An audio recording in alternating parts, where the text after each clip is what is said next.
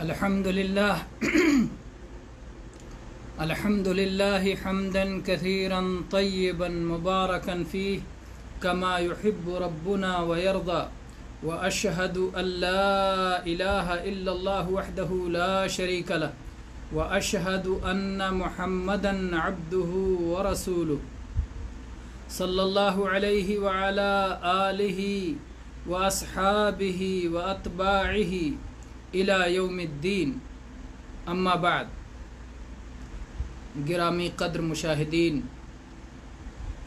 اور اس کار خیر میں سبقت کرنے والے میرے سابقین اولین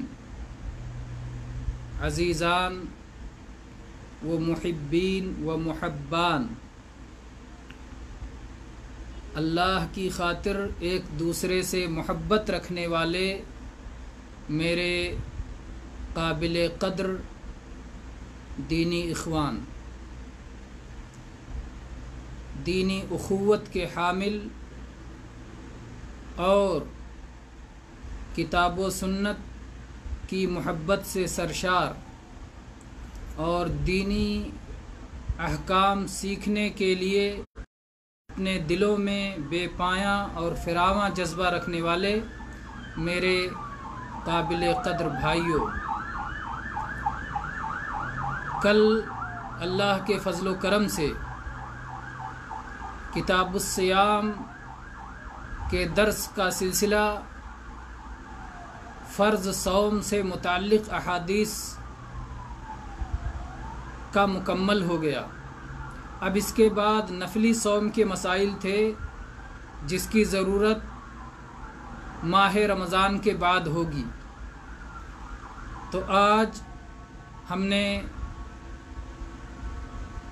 یہ کوشش کی ہے کہ آج سے زکوٰۃ کے مسائل پر گفتگو کی جائے، جیسا کہ کل ہم نے درس کے آخر میں اس کا ذکر بھی کیا تھا، اور آپ میں سے بہت سے سارے بھائیوں نے اس پر اپنی پسندیدگی کا اظہار بھی کیا تھا کہ جی ہاں، زکوٰۃ کے مسائل پر گفتگو ہونی چاہیے۔ تو آج انشاءاللہ تعالی زکوٰۃ ہی پر بات ہوگی۔ ہمارے دین کی بنیاد 5 باتوں پر ہے، جیسا کہ نبی کریم صلی اللہ علیہ وسلم کی صحیح احادیث سے ثابت ہے، اور اس بات کو اکثر مسلمان جانتے ہیں۔ اللہ کے نبی صلی اللہ علیہ وسلم نے فرمایا، بنی الاسلام علی 5، شہادت اللہ الہ الا اللہ وان محمد رسول اللہ واقام الصلاۃ وایتاء الزکاۃ وصوم رمضان وحج البیت من استطاع الیہ سبیلا، کہ اسلام کی بنیاد 5 چیزوں پر ہے۔ پہلی بنیاد میں 2 باتوں کی گواہی دینا۔ پہلی گواہی اس بات کی کہ اللہ کے سوا کوئی سچا معبود نہیں، اور دوسری گواہی اس بات کی کہ محمد صلی اللہ علیہ وسلم اللہ کے آخری رسول ہیں، اللہ کا پیغام اور اللہ کے احکام ہم تک لانے اور پہنچانے والے ہیں۔ اس کے بعد 5 وقتہ صلاۃ کو قائم کرنا، اور اس کے بعد زکوٰۃ ادا کرنا، اور اس کے بعد رمضان کے مہینے میں صوم رکھنا، اور آخری اور 5واں رکن، اگر اللہ تبارک و تعالیٰ نے کعبہ معظمہ تک پہنچنے کی طاقت بخشی ہے تو اللہ کے گھر کعبہ کا حج کرنا۔ یہ 5 بنیادیں ہیں۔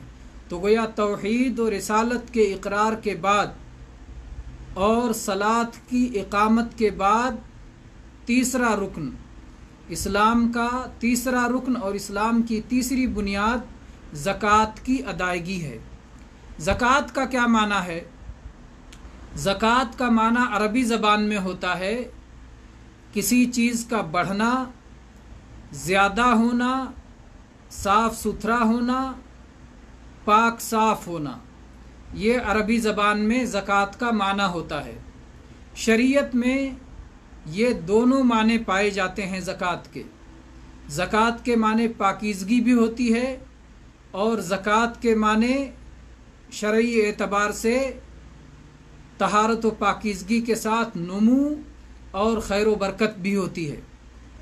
چنانچہ اللہ تبارک و تعالیٰ نے فرمایا قد افلح من زکاہا، کامیاب ہو گیا وہ شخص جس نے اپنے نفس کو پاک کر لیا، شرک کی آلودگی سے پاک کر لیا، کفر کی آلودگی سے پاک کر لیا، دل کی بیماریوں سے پاک کر لیا، مختلف خصائص و رذائل سے اپنے آپ کو پاک کر لیا تو کامیاب ہو گیا۔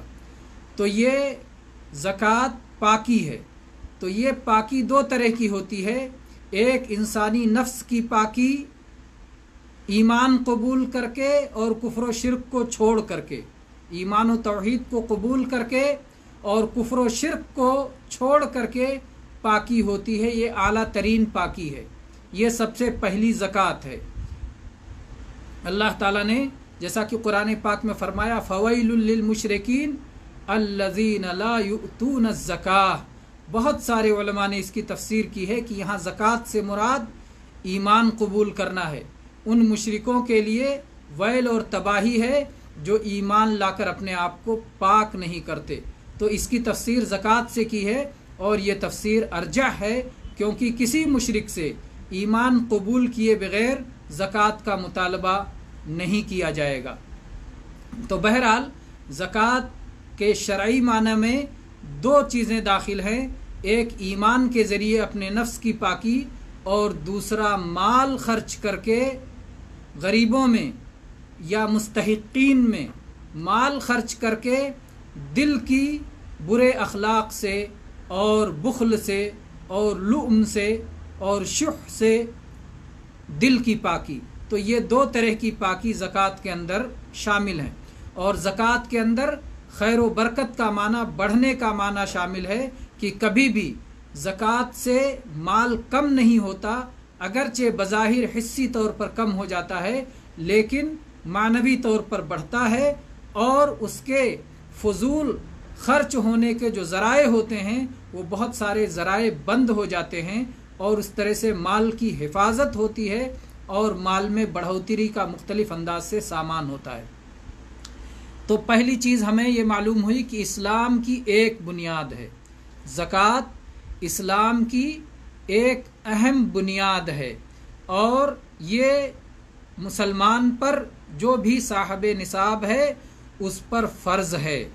زکوٰۃ کے لیے صدقہ کا لفظ بھی استعمال ہوتا ہے، صاد دال قاف صدقہ، صدقہ اور صدق سچائی کے معنی میں بھی آتا ہے۔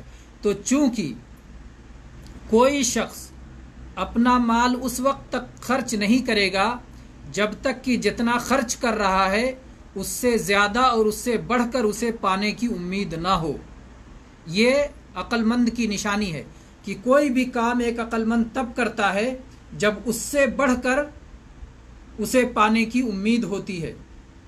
تو جو شخص اللہ پر ایمان رکھتا ہے، اللہ کے وعدوں پر سچا ایمان رکھتا ہے، تو وہ اللہ کی راہ میں اپنا مال خرچ کرتا ہے، کیونکہ اس کا ایمان ہوتا ہے کہ اللہ تبارک و تعالیٰ اس کے بدلے اسے نہ صرف 10 گنا بلکہ 70 گنا بلکہ 700 گنا بلکہ اللہ تعالیٰ جسے چاہے اس سے بھی بہت زیادہ عطا فرماتا ہے۔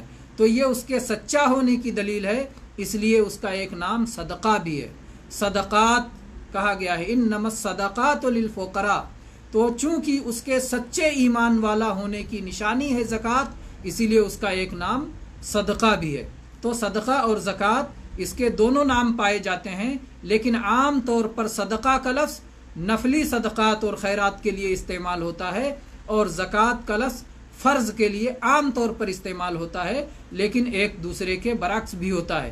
زکوٰۃ نفلی صدقہ کے لیے بھی آتا ہے اور صدقہ فرض کے لیے بھی آتا ہے، جیسا کہ نفلی کے لیے بھی آتا ہے۔ تو ایک دوسرے کے لیے یہ دونوں الفاظ استعمال ہوتے ہیں۔ اس سلسلے میں تمام اہل سنن نے یعنی کتب ستہ میں یہ روایت، اور اس کے علاوہ حدیث کی اور بھی کتابوں میں یہ روایت موجود ہے عبداللہ ابن عباس رضی اللہ عنہ کی، جس سے زکوٰۃ کی فرضیت معلوم ہوتی ہے۔ یہ حدیث اسلام کی بنیاد ہونے والی حدیث آپ کے سامنے گزری۔ دوسری حدیث یہ، عبداللہ ابن عباس رضی اللہ عنہ فرماتے ہیں ان النبی صلی اللہ علیہ وسلم لما بعث معاذ بن جبل رضی اللہ عنہ الی الیمن، کہ جب اللہ کے نبی صلی اللہ علیہ وسلم نے معاذ رضی اللہ عنہ کو یمن کی طرف بھیجا۔ یمن کی طرف کس لیے بھیجا؟ یمن کا حاکم بنا کے بھیجا، یمن کا عامل بنا کے بھیجا، یمن کا گورنر بنا کے بھیجا، یمن والوں کو اللہ کی طرف بلانے والا داعی بنا کر کے بھیجا۔ تو مختلف جو ہے مناصب اور مختلف ذمہ داریاں دے کر کے اللہ کے نبی صلی اللہ علیہ وسلم نے معاذ رضی اللہ عنہ کو یمن کی طرف بھیجا۔ تو اللہ کے نبی صلی اللہ علیہ وسلم نے انہیں بنیادی باتوں کی نصیحت فرمائی اور آپ نے کہا انک تأتی قوما اہل کتاب، کہ اے معاذ آپ ایک ایسی قوم کے پاس جا رہے ہیں جو اہل کتاب ہیں، جو پڑھے لکھے لوگ ہیں، جو سمجھدار لوگ ہیں۔ ان سے بات کرنے کا کیا انداز ہونا چاہیے؟ اس طرح انداز ہونا چاہیے جو پڑھے لکھے لوگوں سے بات کا انداز ہوتا ہے۔ اہل کتاب کی اصطلاح یہ یہود و نصارہ کے لیے ہے، جن کو اللہ نے کتاب دی، توریت و انجیل عطا فرمائی، اور وہ پڑھتے لکھتے ہیں۔ اس کے علاوہ جو دوسری قومیں ہیں ان کے یہاں تعلیم کا رواج ان کے مقابلے میں کم رہا ہے، اور اس پر دنیا گواہ ہے۔ اللہ کے نبی صلی اللہ علیہ وسلم نے فرمایا فدعوہم الی شہادت اللہ الہ الا اللہ وانی رسول اللہ، سب سے پہلے انہیں جس بات کی دعوت دینا وہ یہ ہے کہ اللہ کے سوا، ایک اللہ کے سوا کوئی بھی سچا معبود نہیں ہے، کوئی بھی عبادت کے لائق نہیں ہے، اور دوسری بات انہیں یہ بتانا کہ محمد صلی اللہ علیہ وسلم اس اللہ کی طرف سے بھیجے ہوئے رسول ہیں۔ فَإِنْهُمْ أَطَاعُوا لِذَلِكَ، اگر وہ لوگ یہ بات کو مان لے، اس سے معلوم ہوتا ہے کہ تمام مشرکین، تمام کفار بشمول اہل کتاب، سب کو سب سے پہلے اسلام میں کی طرف بلاتے ہوئے توحید کی دعوت پیش کی جائے گی اور رسالت کی دعوت پیش کی جائے گی۔ دوسری باتوں سے بحث نہیں ہوگی۔ بہت سارے لوگ دعوت کا طریقہ نہیں جانتے، جب غیر مسلموں سے بات شروع کریں گے تو توحید کی بات کرنے کے بجائے وہ دوسرے موضوعات کو اٹھائیں گے، وہ بے حیائی کا موضوع لائیں گے، شراب کی حرمت کا موضوع لائیں گے، یا اسی طرح سے اور اخلاق کا موضوع لے کر کے آئیں گے، دل کے سکون و چین کا موضوع لے کر کے آئیں گے، دنیا بھر کے موضوعات پہ لا کے بات کریں گے اور توحید پہ بات نہیں کریں گے۔ اس سے معلوم ہوتا ہے کہ انہیں دعوت کا سلیقہ نہیں معلوم، انہیں دعوت کا طریقہ نہیں معلوم۔ دعوت کا سلیقہ اور طریقہ یہ ہے کہ سب سے پہلے ایک اللہ کی طرف بلایا جائے، خالق و مالک کی طرف بلایا جائے، اس کی ربوبیت و الوہیت کو سمجھایا جائے۔ یہ دعوت کا طریقہ ہے، صحیح طریقہ جس کی نبی کریم صلی اللہ علیہ وسلم نے تعلیم دی ہے، اور اپنی زندگی کے آخری عمر میں جبکہ معاذ رضی اللہ عنہ کو آپ یمن کی طرف بھیج رہے تھے تو آپ نے انہیں سمجھاتے ہوئے، منہج بتلاتے ہوئے، طریقہ بتلاتے ہوئے آپ نے بھیجا تھا کہ اہل کتاب سے ملنا تو انہیں ایک اللہ کی طرف بلانا، توحید کی طرف بلانا، رسالت کی طرف بلانا۔ اگر وہ یہ بات مان جائیں گے اس کے بعد انہیں بتلانا کہ اللہ تبارک و تعالیٰ نے ان کے اوپر ایک دن اور ایک رات کے اندر 5 وقت کی صلاۃ فرض فرمائی ہے۔ ایک دن اور رات میں 5 وقت کی صلاۃ اللہ نے فرض کی ہے۔ تو صلاح کا مرتبہ کس کے بعد ہے؟ توحید کے بعد۔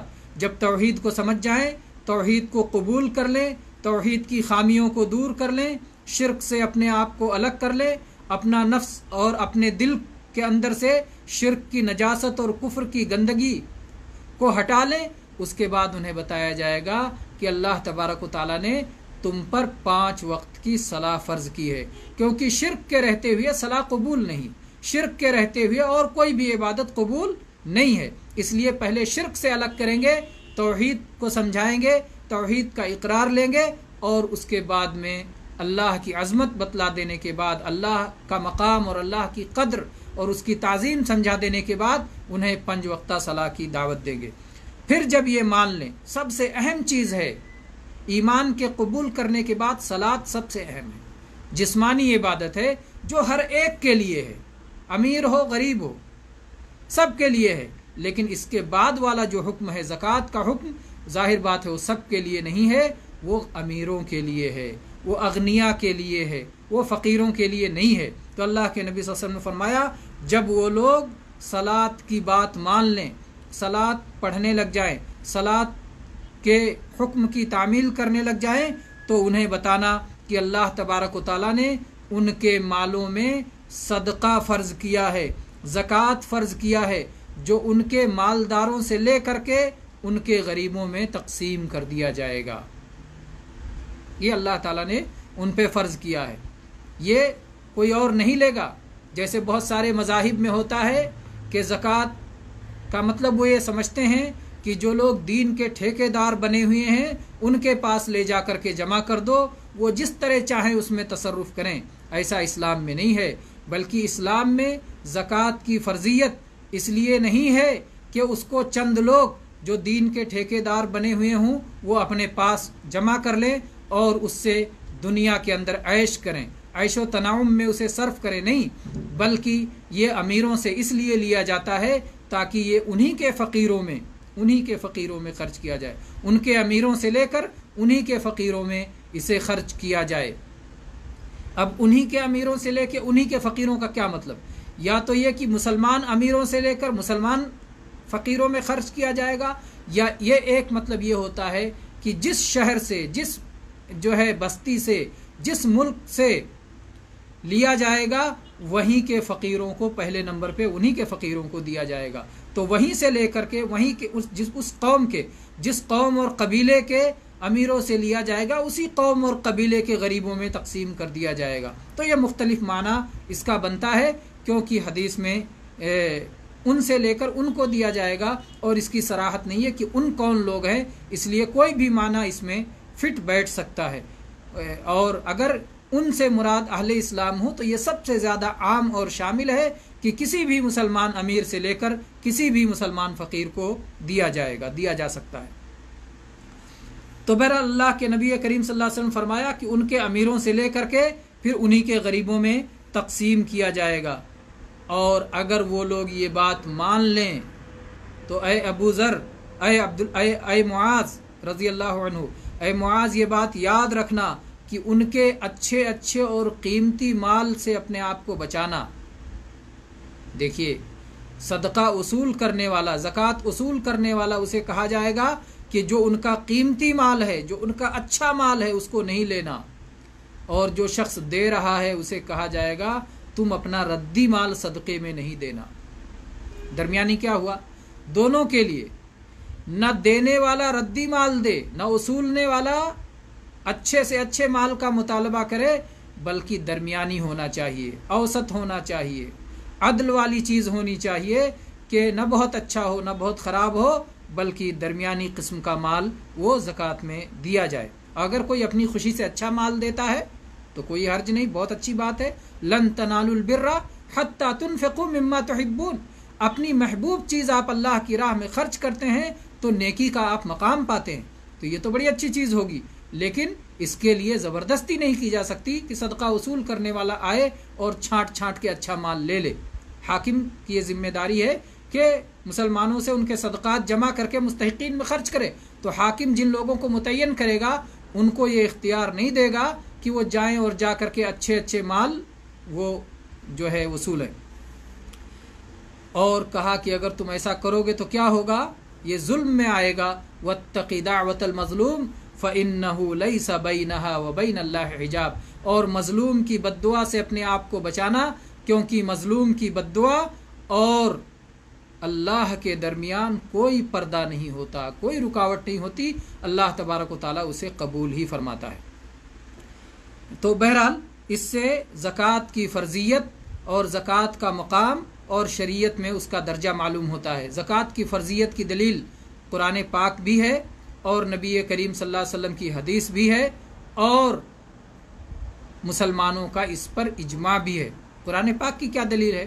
اللہ تبارک و تعالیٰ نے اپنے نبی کریم صلی اللہ علیہ وسلم کو خطاب کر کے فرمایا خذ من اموالہم صدقۃ تطہرہم وتزکیہم بہا، اے اللہ کے نبی ان کے مال سے زکوٰۃ لیجئے جس کے ذریعے سے آپ انہیں پاک کیجئے، اور ان کے بلندی کا اور ان کے بڑھوتری کا اور ان کے مال میں برکت کا سامان کیجئے۔ تو اللہ تعالیٰ نے دو فائدے بتائے، ایک تطہیر اور دوسرا تزکیہ، طہارت اور تزکیہ کی خاطر زکوٰۃ وصولنے کا حکم دیا گیا ہے۔ تو یہ رہا زکوٰۃ کا مسئلہ۔ زکوٰۃ یہ کب فرض ہوا؟ میرے بھائی جو سب سن رہے ہیں ماشاء اللہ سننے میں لگ جاتے ہیں تو دو اہم باتیں بھول جاتے ہیں۔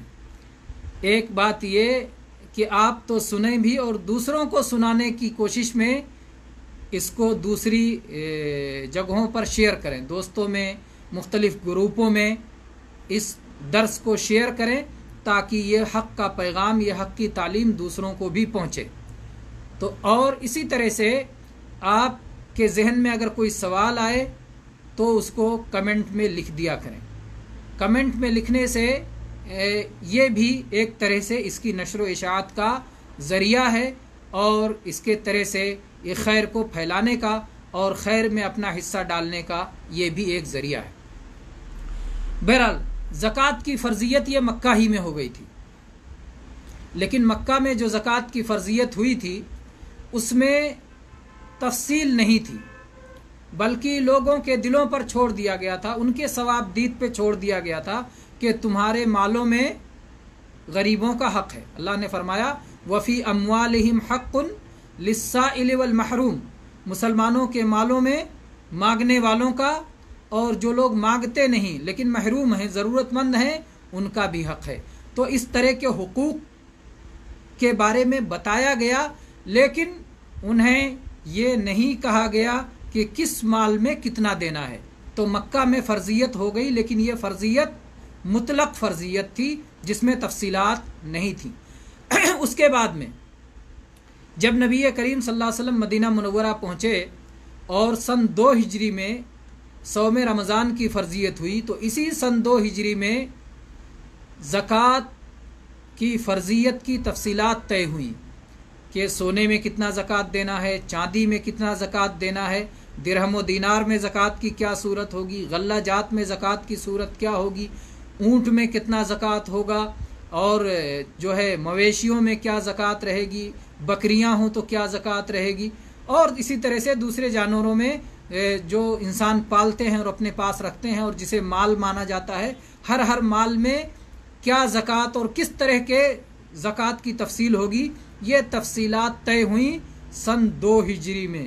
اور اس کے بعد میں سن 9 ہجری میں اللہ کے نبی کریم صلی اللہ علیہ وسلم نے اپنے عاملوں کو، اپنے کارندوں کو، زکوٰۃ وصولنے والوں کو مختلف بستیوں کی طرف بھیجا کہ وہ جائیں اور دیکھیں کہ کس کے باغ میں کتنا پھل آیا ہے اور اس پر کتنا زکوٰۃ ہوگا، وہ زکوٰۃ وصول کر کے لائیں۔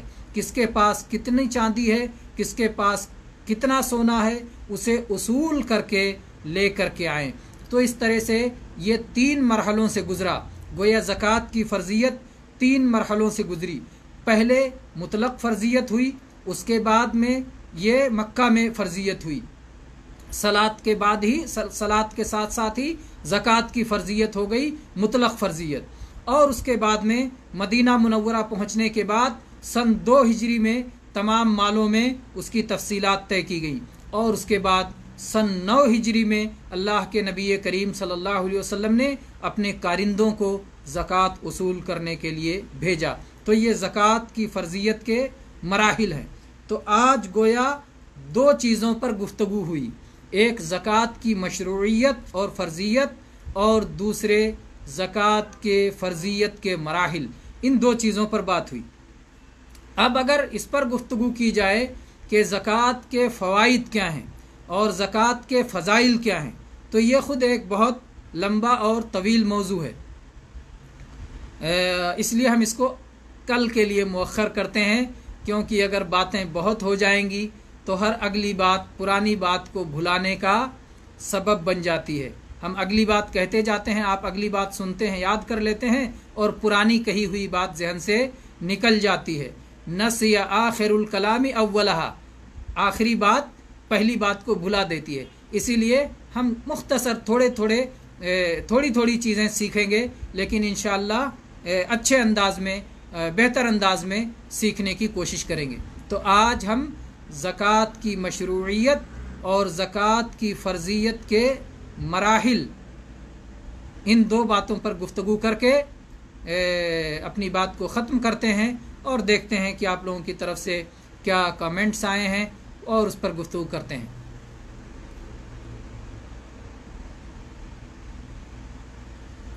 आज माशाअल्लाह अबू ज़ैनुल आबिदीन साहब अव्वल नंबर पे हैं, मुबारक हो। सबसे पहले उन्होंने सलाम लिखा है और जो है माशाअल्लाह वो करीब करीब ही रहते थे, लेकिन आज उन्होंने पहले नंबर पर लिखा। फौरी तौर पर पहुंचते ही पहला काम कि उन्होंने सलाम पेश किया। और उसके बाद में अब्दुल गफूर कैसर साहब माशाअल्लाह, ये जो कि आम तौर पे पहले नंबर पे रहते हैं। और उसके बाद में आज नज़ीर कौसर साहब नज़र नहीं आ रहे हैं, जो मशगूल लगता है मशगूल हो गए, वो भी आम तौर पे आगे ही रहते हैं। तो ये 2-3 लोग रहते हैं। और शमशीर साहब हैं, आज शमशीर साहब भी आगे रहते हैं, लेकिन थोड़ा सा पीछे हो गए हैं, तो वो भी आगे रहते थे। बहरहाल आगे रहने वालों में सब खैर में बढ़ने की कोशिश कर रहे हैं, और यही तो है कि जिसमें मुकाबला होना चाहिए, नेकियों में मुकाबला होना चाहिए। नबी करीम सल्लल्लाहु अलैहि वसल्लम सहाबा का मुकाबला करवाते थे नेकियों में। जंग के मैदान में किस कबीले ने क्या कारकर्दगी दिखाई है, जब खर्च और इन्फाक का मसला होता था तो किस कबीले ने किस तरह खर्च किया है, और इसी तरह से दूसरे मैदान होते थे। तो नेकियों का ही तो मैदान है जिसमें हमें मुकाबला करना चाहिए। इसमें कभी पीछे नहीं हटना चाहिए कि नहीं आप आगे बढ़ना चाहते तो बढ़ जाओ, नहीं मैं आगे बढ़ूंगा, मैं आगे रहूंगा, क्योंकि अल्लाह के नबी सल्लल्लाहु अलैहि वसल्लम, कुरान पाक की ये तालीम है। अल्लाह ताला ने फरमाया कुल इन कान लिर्रहमानि वलदुन फअना अव्वलुल आबिदीन। इसी तरह से कहा व उमिरतु अन अकूना अव्वलल मुस्लिमीन। अव्वलल मुस्लिमीन का क्या मतलब होता है? पहला नंबर का मुसलमान। कभी नहीं सोचना कि मैं दूसरे नंबर पे हूं ना। अल्लाह का हुक्म आया, सबसे पहले मैं मानने का इकरार करता हूं, मैं मुसलमान हूं। अल्लाह के हुक्म को पहले नंबर पे मैं मानना चाहता हूं। मैं चाहता हूं कि अल्लाह के यहाँ जब नाम आए तो मेरा नाम पहले नंबर पर रहे। ये होना चाहिए, जो है हमारा जज्बा ये होना चाहिए, हमारा हौसला इस तरह का होना चाहिए। बहरहाल माशाअल्लाह ये खैर का मुसाबका, जो एक छोटा सा मुसाबका है जिस पर अल्लाह ताला अजर देने वाला है, लेकिन दुनिया में भी एक हौसला अफजाई आपके लिए मौजूद है। और इंशाअल्लाह इसमें किसी तरह की शैतान वसवसा न लाए कि रियाकारी है या तारीफ़ की तमन्ना है। शैतान इस तरह का वसवसा न लाए। इस तरह के वसवसे लाकर शैतान इंसान को नेकियों से रोकता है, इसलिए इस तरह के वसवसों से भी अपने आप को महफूज रखें। बहरहाल तो जितने भाइयों ने सलाम लिखा है सबके लिए वालेकुमुस्सलाम वरहमतुल्लाहि वबरकातुहू। बहुत सारे भाई ये कह सकते हैं कि आप दर्स शुरू करते हैं, आप सलाम से नहीं क्यों शुरू करते? सलाम से अगर हम दर्स शुरू करेंगे तो इसमें जवाब देना फ़र्ज़ होता है। सलाम का जवाब देना फ़र्ज़ है, जबकि सलाम करना सुन्नत है। तो अब जिसको जिसको भी ये सलाम पहुंचा उसको जवाब देना फ़र्ज़ है।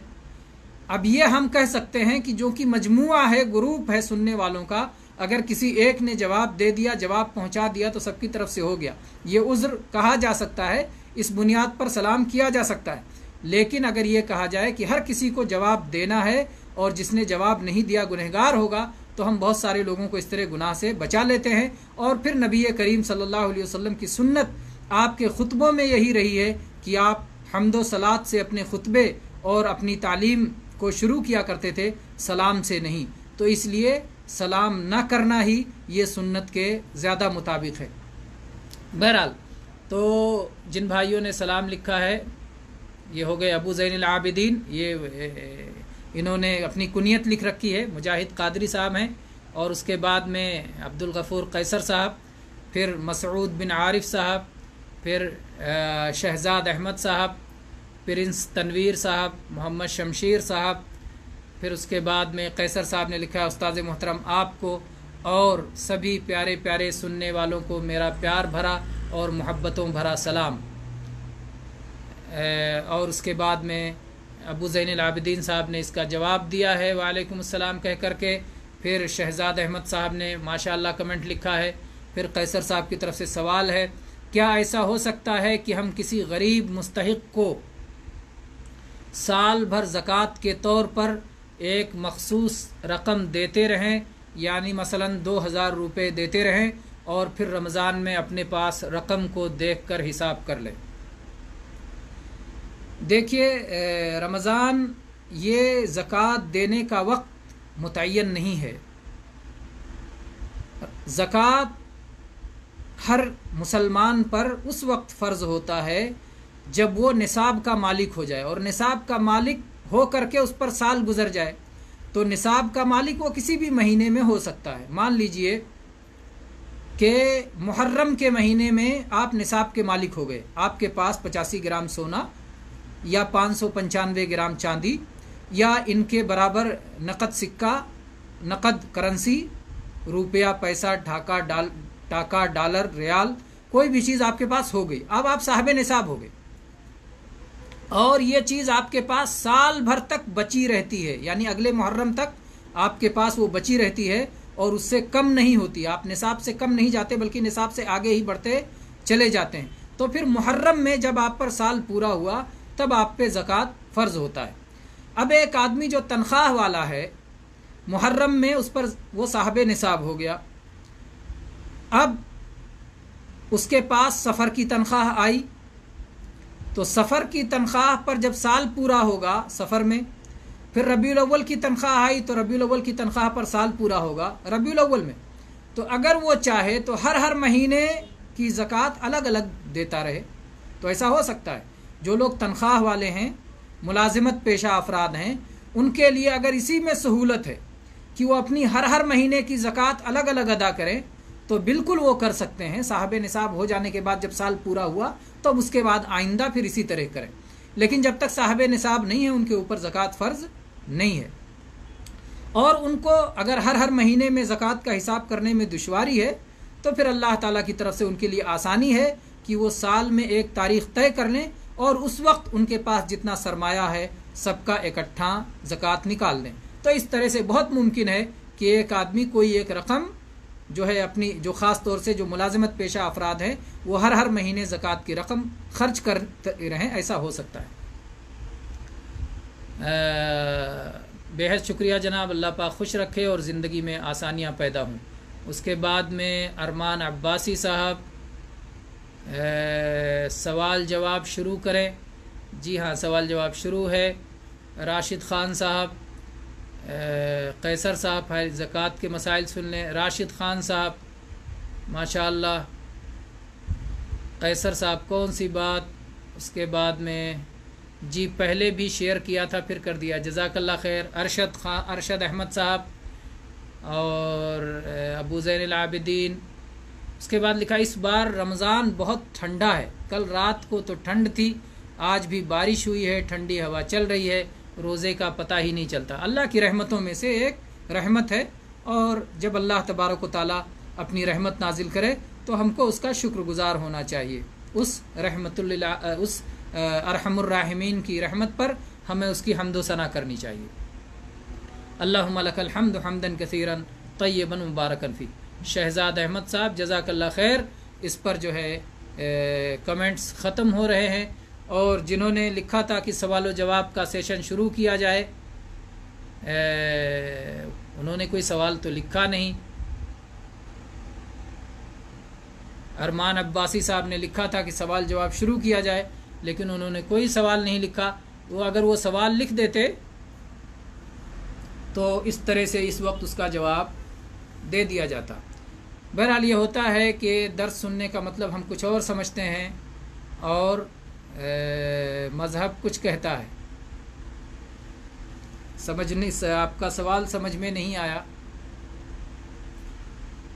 عبد الخالق محمدی متوا صاحب ماشاء اللہ ماشاء اللہ، قابل احترام ہیں ہمارے لیے، ہمارے احباب جو کہ اس محبت کے ساتھ اس طرح کی درسوں میں شرکت کرتے ہیں، فاضلین جو کہ ماشاء اللہ فاضل ہیں، اور اللہ تبارک و تعالیٰ نے امت کی خدمت کا اور اپنے علم کے ذریعے سے امت کو فائدہ پہنچانے کا جنہیں موقع میسر فرمایا ہے، تو ایسے لوگ یقیناً قابل قدر ہیں۔ تو عبد الخالق محمدی متوا صاحب نے سلام لکھا ہے، وعلیکم السلام ورحمۃ اللہ وبرکاتہ۔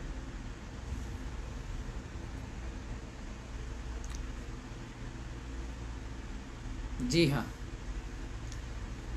تو اس طرح سے گویا آج سوالات نہیں ہیں اور درس کا وقت بھی مکمل ہو چکا ہے، تو انشاءاللہ ہم پھر کل کے درس کے لیے، کل کا درس انشاءاللہ زکوٰۃ کے فضائل اور فوائد پر انشاءاللہ رہے گا، تو اسی جذبے کے ساتھ کل بھی تشریف لائیں اور فائدہ اٹھائیں اور دنیا آخرت کی سعادتوں سے مالا مال ہوں۔